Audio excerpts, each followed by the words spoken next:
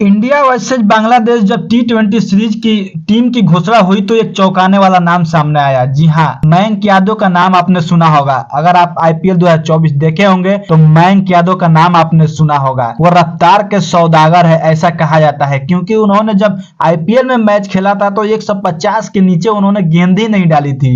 155, 56, 57 ऐसे कर करके उन्होंने गेंद डाली थी और 2 मैचों में लगातार 2 बार मैन ऑफ द मैच लेकर इतिहास में अपना नाम लिखवा दिया। क्योंकि ऐसा पहली बार हुआ है टी20 मैच में, वहीं आईपीएल के मैच में कोई प्लेयर लगातार 2 मैचों में डेब्यू किया हो और लगातार मैन ऑफ द मैच बना हो। तो ऐसा रिकॉर्ड बनाया था मयंक यादव ने और अपनी गेंदों से सभी बल्लेबाजों को कपा दिया था।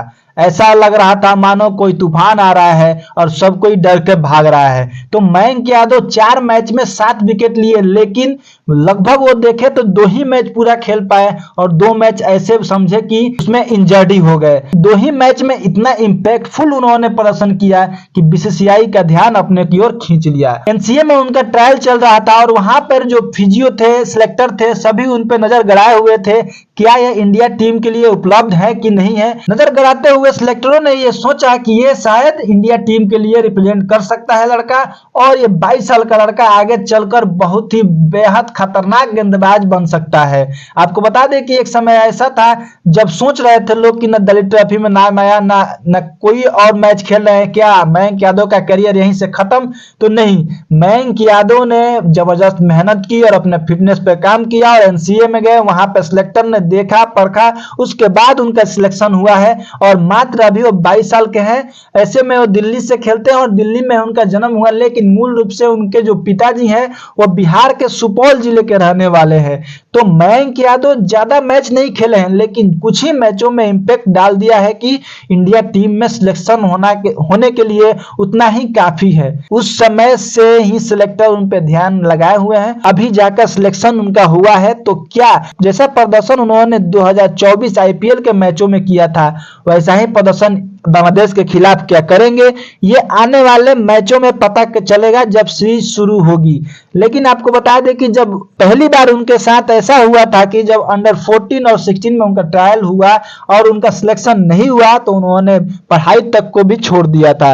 उस समय उनके घर वाले नाराज थे कि उन्होंने पढ़ाई छोड़ दी, पढ़ाई क्यों नहीं कर रहे हैं, लेकिन उन्होंने कहा था कि अगली बार अंडर 19 में अगर मेरा चुनाव नहीं हुआ तो मैं क्रिकेट छोड़ दूंगा। लेकिन उसी समय उनका चुनाव अंडर 19 टीम में हुआ दिल्ली के लिए और उससे आगे उन्होंने कदम रखते गए और पीछे की तरफ नहीं देखा।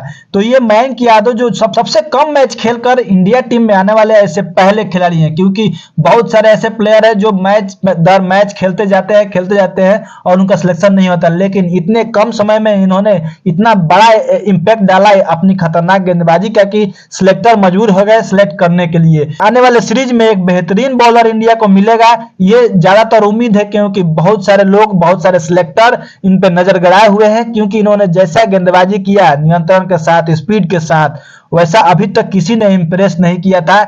बहुत पहले कुछ गेंदबाज आए लेकिन चले गए, लेकिन इस समय इनके साथ एक ही समस्या है, क्या ये फिट रहते हैं। अगर फिट रहते हैं तो ये बहुत ही अच्छे गेंदबाजी कर सकते हैं, क्योंकि हम लोगों ने 2024 के आईपीएल में देख चुके हैं कि ये कैसी गेंदबाजी करते हैं। और एक बात तो तय है कि बांग्लादेश के बल्लेबाजों के टांग तो कांपेंगे ही कांपेंगे, क्योंकि जो मयंक यादव की रफ्तार है उस रफ्तार से तो सभी बैट्समैन खौफ खाते हैं। लेकिन जिस प्रकार से सिलेक्टरों ने मयंक यादव पर ध्यान दिया है 2024 के आईपीएल के बाद, उन्होंने जिस प्रकार से अपनी फिटनेस को बढ़ाई है और बढ़िया किया है, उस काबिले तारीफ है। और इंडिया टीम में आने के लिए उनको शुभकामनाएं और देखते हैं उनकी आने वाले सीरीज में उनकी क्या प्रदर्शन रहती है।